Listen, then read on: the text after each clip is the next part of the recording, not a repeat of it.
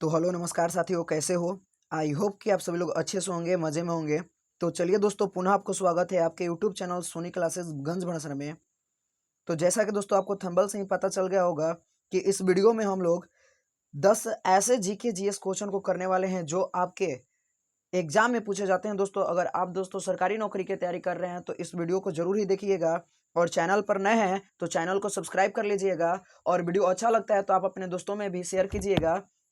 तो चलिए दोस्तों, मैं इन सभी प्रश्नों का उत्तर सही सही बताऊंगा। दोस्तों अगर आपको इनका प्रश्न का उत्तर पता ना होगा तो आप इनको याद कर लीजिएगा, और लास्ट में आप कमेंट करके बताइएगा कि आप इन 10 प्रश्नों में से कितने प्रश्नों का सही जवाब दिया है। तो दोस्तों यहाँ पर देख सकते हैं आपके स्क्रीन पर जो पहला क्वेश्चन है दिखाई दे रहा होगा, और कहा जा रहा है कामायनी पुस्तक के रचयिता कौन है। देखिए दोस्तों, ये ऐसे जीके जीएस क्वेश्चन है जो आपकी एग्जाम में डायरेक्टली पूछे जाएंगे, और ये क्वेश्चन आपके स्क्रीन पर दिखाई दे रहा होगा। मैं आपको पुनः एक बार बता देता हूँ। अगर आपको इन सभी प्रश्नों का उत्तर पता नहीं होगा तो आप इन सभी प्रश्नों का उत्तर याद कर लीजिएगा, और हाँ, लास्ट में बताइएगा कि आपने कितने क्वेश्चनों का आंसर सही दिया है। तो दोस्तों क्वेश्चन है कामायनी पुस्तक के रचयिता कौन है, ठीक है ना। कामायनी पुस्तक के रचयिता कौन है ये आपको बताना है। ऑप्शन नंबर ए में दिया गया है Jaishankar Prasad. Option number B में है Ramdhari Singh Dinkar. Option number C में है महादेवी वर्मा, और ऑप्शन नंबर डी में है हरिवंश राय बच्चन। तो दोस्तों बताएं कि कामायनी पुस्तक के जो रचयिता थे वह कौन थे। चलिए दोस्तों, अगर आप ऑप्शन नंबर ए को टिक कर रहे हैं तो बिल्कुल ही करेक्ट है। जो कामायनी पुस्तक के रचयिता थे वह जयशंकर प्रसाद थे। ठीक है, क्लियर है। चलिए यहाँ से बढ़ते हैं नेक्स्ट क्वेश्चन की तरफ, और देखते हैं अगला क्वेश्चन जो कि आपके स्क्रीन पर दिखाई दे रहा होगा। दोस्तों कहा जा रहा है अंतर्राष्ट्रीय महिला दिवस कब मनाया जाता है। दोस्तों ये जो क्वेश्चन है मोस्ट इंपोर्टेंट है। आप एसएससी, आरआरबी या बिहार दरोगा या अन्य कॉम्पिटेटिव एग्जाम की तैयारी कर रहे होंगे तो ये जो क्वेश्चन है आपके एग्जाम में पूछा जाता है। तो दोस्तों ये जो क्वेश्चन है बहुत इंपॉर्टेंट है, इसलिए आपको ये क्वेश्चन को याद कर लेना होगा कि अंतर्राष्ट्रीय महिला दिवस कब मनाया जाता है। ऑप्शन नंबर ए में है 8 मार्च। ऑप्शन नंबर बी में है 8 अगस्त। ऑप्शन नंबर सी में है 8 सितंबर, और ऑप्शन नंबर डी में है 8 दिसंबर। तो दोस्तों बताइए अंतर्राष्ट्रीय महिला दिवस कब मनाया जाता है। तो दोस्तों अगर आप इसका ऑप्शन नंबर ए को टिक कर रहे हैं तो बिल्कुल ही करेक्ट है। 8 मार्च को अंतर्राष्ट्रीय महिला दिवस मनाया जाता है।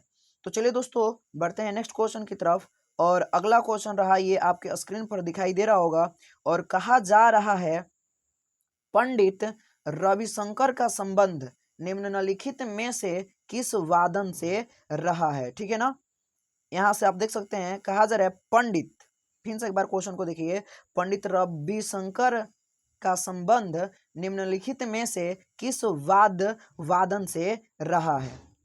ऑप्शन नंबर ए में दिया गया है सितार। ऑप्शन नंबर बी में दिया गया है शहनाई। ऑप्शन नंबर सी में है तबला, और ऑप्शन नंबर डी में है वायलिन। तो दोस्तों बताएं पंडित रविशंकर का संबंध किस वादन से था। दोस्तों अगर आप ऑप्शन नंबर ए को टिक कर रहे हैं सितार तो आपका बिल्कुल ही करेक्ट है, ठीक है ना। और नहीं आप आंसर सही बता पा रहे हैं तो आप इसको याद कर लीजिएगा, ठीक है ना। चलिए यहाँ से बढ़ते हैं नेक्स्ट क्वेश्चन की तरफ, और अगला क्वेश्चन आपके स्क्रीन पर दिखाई दे रहा होगा, और कहा जा रहा है टेलीफोन का आविष्कार किसने किया था। जो टेलीफोन था उसका आविष्कार किसने किया था। तो यहाँ पर ऑप्शन नंबर ए में दिया गया है थॉमस अल्वा एडिसन, ठीक है ना, Thomas Alva Edison. Option number B में दिया गया है अलेक्जेंडर ग्राहम बेल, ठीक है ना। ऑप्शन नंबर सी में दिया गया है गैलीलियो, और ऑप्शन नंबर डी में दिया गया है जी मार्कोनी। तो दोस्तों बताइए कि टेलीफोन का आविष्कार किसने किया था। दोस्तों अगर आप भी ऑप्शन नंबर बी को टिक कर रहे हैं तो आपका बिल्कुल ही करेक्ट है। अलेक्जेंडर ग्राहम बेल ने टेलीफोन का आविष्कार किया था। चलिए यहाँ से बढ़ते हैं नेक्स्ट क्वेश्चन की तरफ, और देखते हैं अगला क्वेश्चन, और ये आपके स्क्रीन पर दिखाई दे रहा होगा। कहा जा रहा है भाप इंजन का आविष्कार किया गया, यानी भाप इंजन का जो आविष्कार था वह किसके द्वारा किया गया था। तो यहाँ पर ऑप्शन नंबर ए में दिया गया है जेम्स वाट द्वारा। ऑप्शन नंबर बी में है न्यू कॉमन द्वारा। ऑप्शन नंबर सी में दिया गया है जेम्स प्रेस्कॉट जूल द्वारा, और ऑप्शन नंबर डी में दिया गया है सर आइजक न्यूटन द्वारा। तो दोस्तों आप बताएं कि भाप इंजन का आविष्कार किसके द्वारा किया गया था। तो दोस्तों अगर आप भी ऑप्शन नंबर ए को टिक कर रहे हैं तो आपका बिल्कुल ही करेक्ट है, यानी जेम्स वाट द्वारा वाफ इंजन का आविष्कार किया गया था। चलिए, ये अगला क्वेश्चन आपके स्क्रीन पर दिखाई दे रहा होगा और कहा जा रहा है मोबाइल सेल फोन के काम करने के लिए निम्न में से कौन सा आवश्यक है। जो मोबाइल सेल फोन के काम करने के लिए चाहिए दोस्तों, इनमें से कौन कौन सी चीजें चाहिए। तो देखिए, ऑप्शन नंबर ए में दिया गया है काम करने के लिए अनुकूल हैंडसेट, ठीक है ना, हैंडसेट। ऑप्शन नंबर बी में दिया गया है सेवा प्रदाता। ऑप्शन नंबर सी में है नेटवर्क सिम कार्ड और ऑप्शन नंबर डी में है उपयुक्त सभी। तो दोस्तों मैं बता दूं, मोबाइल फोन के, ठीक है ना, मोबाइल फोन के, यहां से 1 मिनट रुक जाइए। देखिए, मोबाइल सेल फोन के काम करने के लिए इनमें से जो सामग्री है वो सब चाहिए, यानी जो ऑप्शन नंबर डी है आपका बिल्कुल ही करेक्ट है, इनमें से सभी।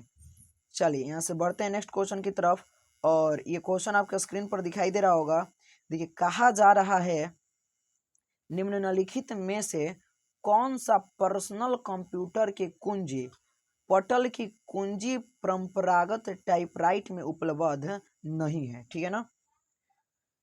ऑप्शन नंबर ए में दिया गया है टैब, ऑप्शन नंबर बी में दिया गया है स्पेस बार और ऑप्शन नंबर डी में दिया गया है एंटर और ऑप्शन नंबर डी में है बैस्कोप वैक्स वैक स्पेस, ठीक है ना। तो यहाँ से आप देख सकते हैं, क्वेश्चन को पुनः एक बार आप देख ले। निम्नलिखित में से कौन सा पर्सनल कंप्यूटर की कुंजी पटल की कुंजी परंपरागत टाइपराइटर में उपलब्ध नहीं है। तो दोस्तों जो बैक स्पेस है वह उपलब्ध नहीं है, यानी जो ऑप्शन नंबर डी है आपका बिल्कुल ही करेक्ट है। चलिए यहाँ से बढ़ते हैं नेक्स्ट क्वेश्चन की तरफ, और ये अगला क्वेश्चन आपके स्क्रीन पर दिखाई दे रहा होगा। कहा जा रहा है निम्नलिखित शब्दों में से कौन सा शब्द इंटरनेट कार्यप्रणाली से संबंधित है, ठीक है ना। इंटरनेट कार्यप्रणाली से कौन सा संबंधित है। तो ऑप्शन नंबर ए में है www, ऑप्शन नंबर बी में है HTTP, ऑप्शन नंबर सी में है ईमेल और ऑप्शन नंबर डी में है इनमें से सभी। तो दोस्तों इंटरनेट कार्यप्रणाली से संबंधित कौन है, आप कमेंट करके बता दें। और अगर आप ऑप्शन नंबर डी को कर रहे हैं तो बिल्कुल ही करेक्ट है, यानी जो आपका ऑप्शन नंबर डी है वो आपका बिल्कुल ही करेक्ट हो जाएगा। www भी होता है, ठीक है ना, www भी होता है, HTTP भी होता है और ईमेल भी होता है, यानी ये तीनों हो जाएगा। चलिए यहाँ से बढ़ते हैं नेक्स्ट क्वेश्चन की तरफ, और ये जो क्वेश्चन है दोस्तों आपके स्क्रीन पर दिखाई दे रहा होगा और कहा जा रहा है ध्यानचंद किस खेल से संबंधित खिलाड़ी रहे हैं। ध्यानचंद जो थे वह किस खेल से संबंधित खिलाड़ी थे, ये क्वेश्चन आपसे पूछा जा रहा है। तो दोस्तों ऑप्शन नंबर ए में दिया गया है क्रिकेट, ऑप्शन नंबर बी में दिया गया है हॉकी और ऑप्शन नंबर सी में है शतरंज और ऑप्शन नंबर डी में है कबड्डी। तो दोस्तों बताइए कि ध्यानचंद किस खेल से संबंधित थे, ठीक है ना। ध्यानचंद जो थे वो किस खेल से संबंधित थे। अगर दोस्तों आप ऑप्शन नंबर बी को टिक कर रहे हैं तो बिल्कुल ही करेक्ट है, ये हॉकी खेल से क्या थे, संबंधित थे, ठीक है ना, हॉकी खेल यहाँ से करेक्ट है। चलिए यहाँ से बढ़ते हैं नेक्स्ट क्वेश्चन की तरफ और देखते हैं आपका अगला क्वेश्चन क्या है दोस्तों। देखिए यहाँ पर देख सकते हैं, कहा जा रहा है ट्राई ब्रेकर शब्द किस खेल से संबंधित है। ट्राई ब्रेकर शब्द किस खेल से संबंधित है, ये आपको बताना है।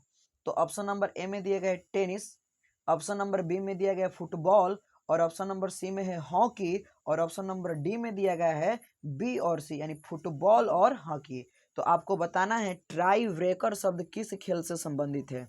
अगर दोस्तों आप ऑप्शन नंबर डी को करेक्ट टिक मार रहे हैं तो भी सही है, क्योंकि जो ट्राई ब्रेकर शब्द है वह फुटबॉल और हॉकी दोनों से संबंधित है। तो दोस्तों कमेंट करके अवश्य बताइए आपको वीडियो कैसा लगा।